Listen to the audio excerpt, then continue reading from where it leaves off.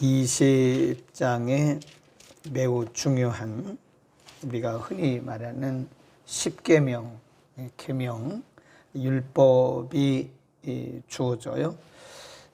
하나님께서 모세를 통해서 십계명을 주시기 전에 18장, 19장이 매우 중요하다 그랬습니다. 그래서 18장에서는 하나님이 모세의 가족들을 보내셔서 그 마음의 안정을 허락하시고, 그리고 나서 19장에 오면 하나님이 백성들을 준비시키세요. 그 모세는 모세대로, 아론은 아론대로, 백성들은 백성들대로 하나님이 준비시키시고, 오늘 19장에 보면요, 하나님이 모세를 산 위에 부르셨다가 내려가라 그랬다가 부르셨다가 지금 3번, 4번 계속 반복되는 거예요. 오늘 본문 말씀에도 보면 14절에 보세요. 모세가 산에서 내려 백성에게 이르러 백성으로 성결케 하니 그들이 자기 옷을 빨더라. 모세가 백성에게 이르되 예비하신 제3일을 기다리고 여인을 가까이 하지 말라 하니라. 준비를 시키는 거예요. 왔다 갔다 하면서 하나님이 모세를 신의 산으로 부르셨다가 또 백성들에게 내려보내셨다가 또 부르시고 내려보내시고 또 부르시고 내려보내시고, 계속 하나님이 거듭해서 이런 일을 하시는 것은 왜 그랬을까요? 지금 이스라엘 백성들에게 하나님께서 계명을 주시는데, 이전에는 이스라엘 백성들의 어떤 삶의 기준이 없었어요. 그냥 그때그때 하나님 모세를 통해서 말씀하셨고, 그때그때 그냥 먹는 거, 그 다음에 기적 보여주시 이런 거였는데, 이제는 20장부터는 하나님의 말씀이 와요. 말씀이 주어집니다. 그래, 그 말씀은 하나님이 의도하신 바고 또 하나님의 계획이고 하나님이 중심이라고 보면 되는 거예요. 근데 그 말씀을 주시는데 하나님이 그냥 그렇게 막 주시지 않는다는 거죠. 백성들을 거룩하게 준비시키고 주시더라. 그러니까 하나님의 일이라는 게 막 그렇게 막 되는 게 아니에요. 하나님의 일은 모든 과정이 있습니다. 이게 과정을 거쳐가면서 우리를 준비시키시고 일하신다. 그러니까 오늘날 우리가 기도응답이라든지 또 하나님의 역사라든지 이런 것들을 너무 이렇게 쉽게 생각하면 안 되죠. 물론 우리가 이제 급하니까 우리의 시간 안에, 우리의 시간표 안에 이제 모든 것이 다 이루어지기를 바라고 속히 응답하여 주옵소서 그러잖아요. 근데 그것은 우리의 생각이고, 하나님은 모든 일을 하는데 과정이 있어요. 우리가 준비되었을 때 하나님이 주시고 또 우리를 준비시키시고 또 주시고 그러시는 거지, 이 모든 것들이 그냥 우리가 흔히 말하는 주먹구구식으로 그냥 우리의 편리할 대로 또 우리의 필요할 대로 그렇게 하시는 건 아니다. 그러니까 하나님께서 보시기에 필요한 대로 주시는 거예요. 하나님 보시기에 합당한 순서와 절차를 따라서 하나님이 일을 하시는 거다. 그러니까 우리가 이 하나님의 일은, 하나님께서 하시는 역사를 보면요, 나 중심이 아니에요. 그러니까 우리 중심이 아니고 하나님 중심입니다. 그분의 의도, 그분의 계획, 그분의 마음, 그 하나님의 의도에 따라서 이렇게 진행되어지는 거지, 그게 우리가 생각하는 대로 또 우리가 원하는 대로 착착착 되는 건 아니다. 꼭 기억을 하시게 되고요. 그래서 하나님이 그 위대하신, 거룩하신 하나님의 말씀을 주시기 전에 하나님께서 백성들을 먼저 거룩하게 준비하셨다. 그 준비시키시는 하나님 써놓으세요. 거기다가 하나님은 철저하게 우리를 준비시켜 가시면서 일을 하신 것이다. 그러니까 은혜도 우리를 준비시키시고 주시고 또 준비된 사람들에게 하나님의 은혜가 은혜로 임하는 겁니다. 그러니까 우리가 준비되지 않았을 때는 그 어떤 것도 은혜로 우리 가운데 임할 수가 없을 것이다 하는 것이고요. 그 다음에 16절에 가보면 이제 드디어 하나님이 강림을 하십니다. 16절 제3일 아침에 우레와 번개와 빽빽한 구름이 산 위에 있고 나팔 소리가 심히 크니 진중 모든 백성이 다 떨더라. 모세가 하나님을 맞으려고 백성을 거느리고 진에서 나오매 그들이 산 기슭에 섰더니 시내산에 연기가 자욱하니 여호와께서 불 가운데서 거기 강림하시니라.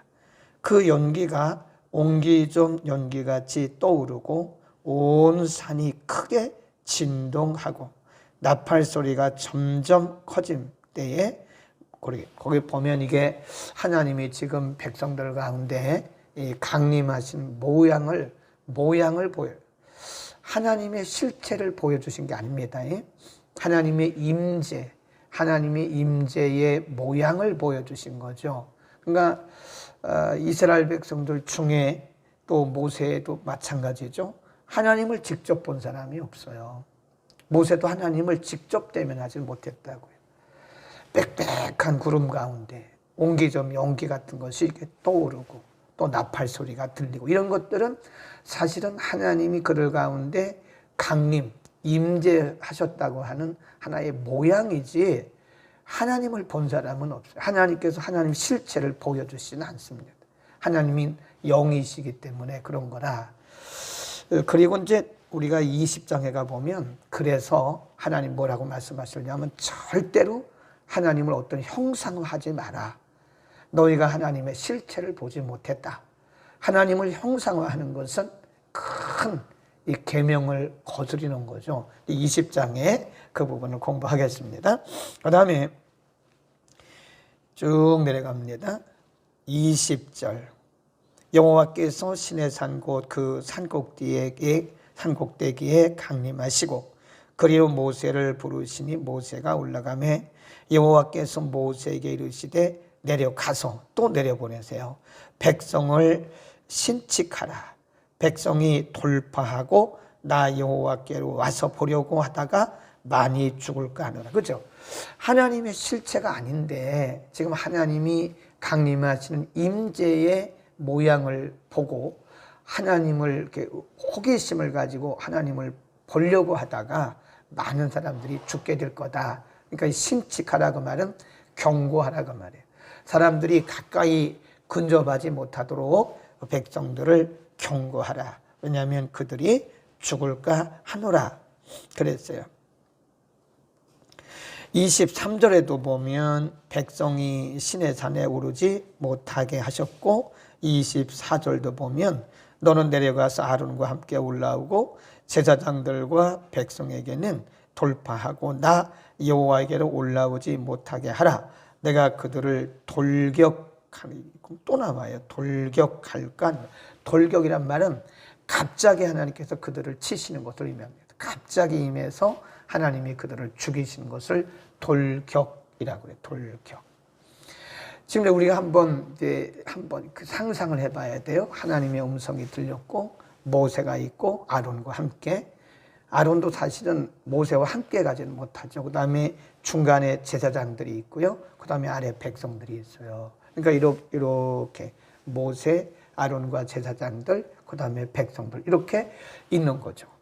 그러니까 하나님께서 모세에게 말씀하시기를 내게 가까이 오지 마라.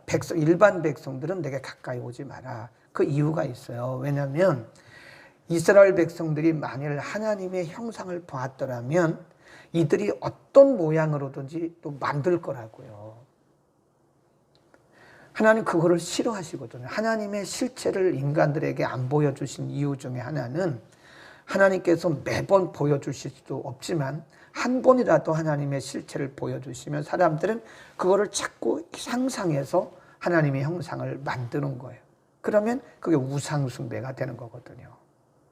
그러니까 하나님께서 왜 이들에게 격돌이라고 하는 단어를 돌격이라는 단어를 쓰셨을까? 내가 돌격해서 이 백성들을 죽일까 하노라. 격돌, 돌격. 왜 하나님이 백성들을 그렇게 죽이시겠다고까지 말씀하셨는가? 이건 질서라고 그래요. 질서.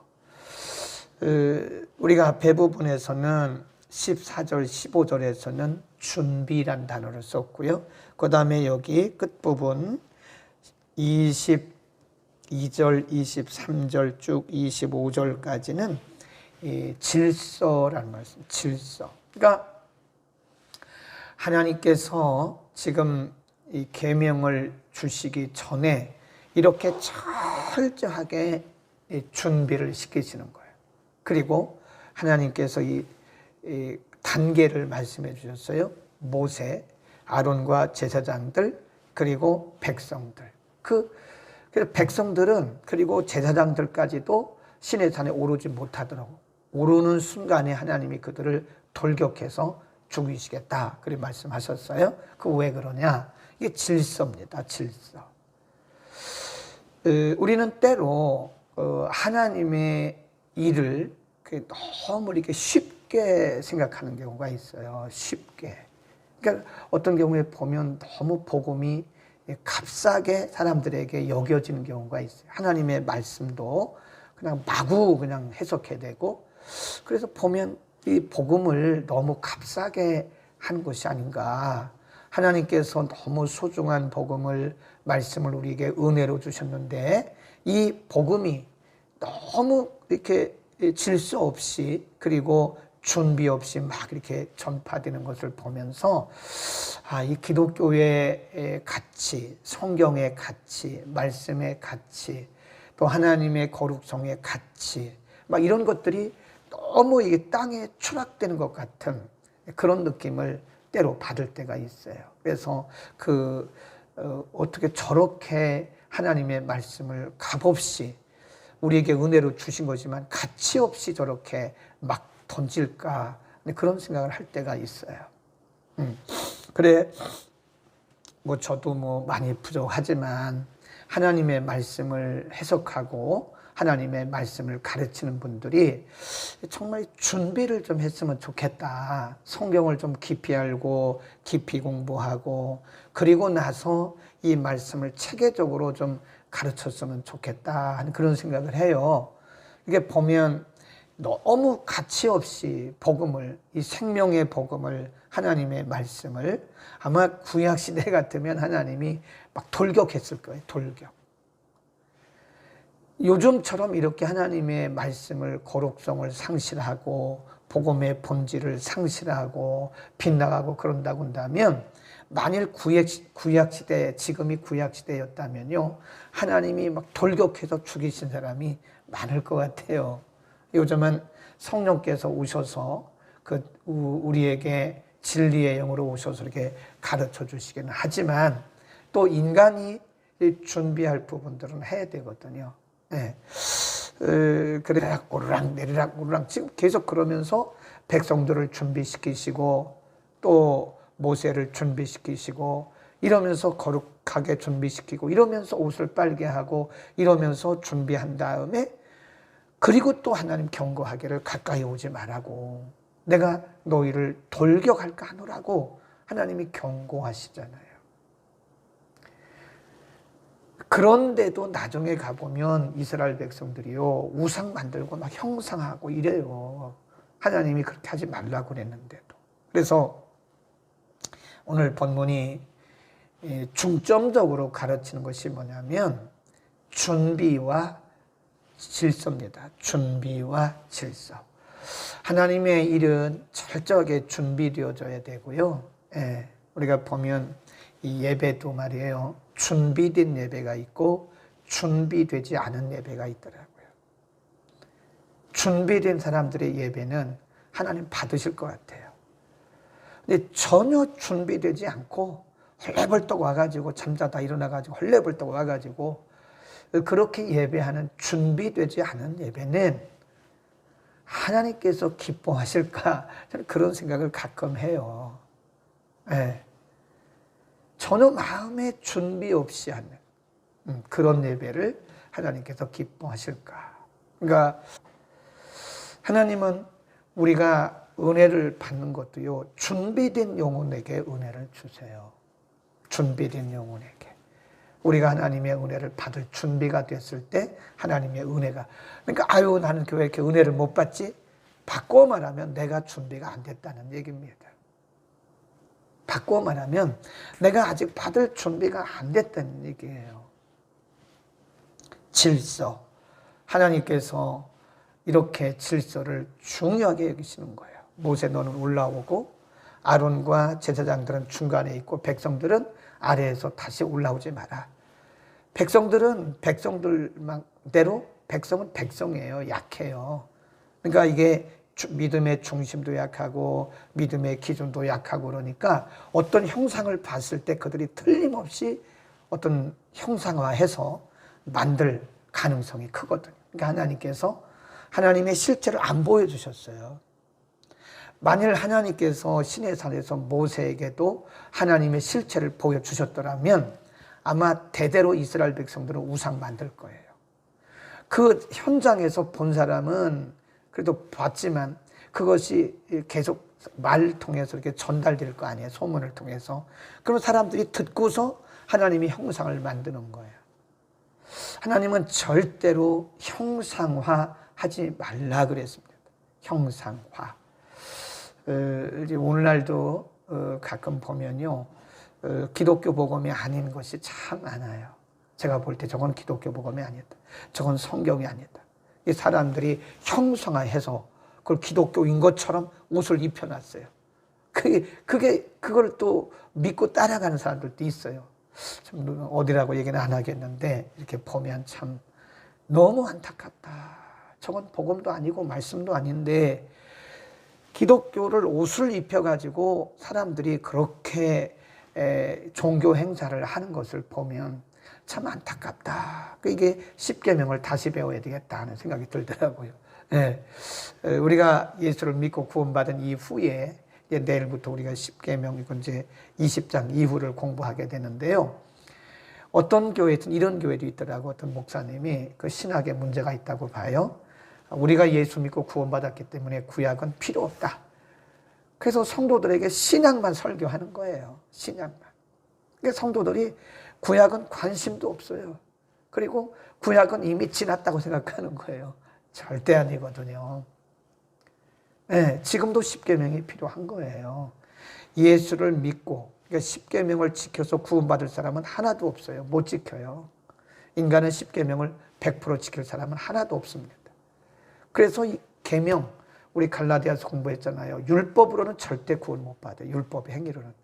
그래서 예수님이 오셔서 율법을 완성하시고 이제 우리는 예수를 믿음으로 구원받는 거예요. 그럼 거기서 끝났냐? 아닙니다.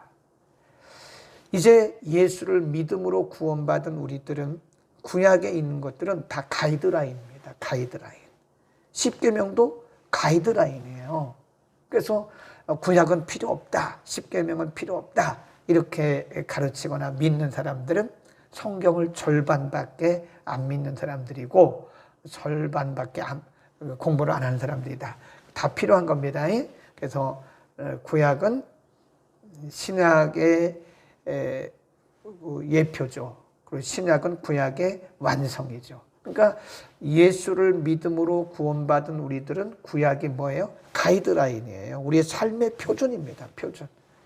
굉장히 중요한 거다. 아멘.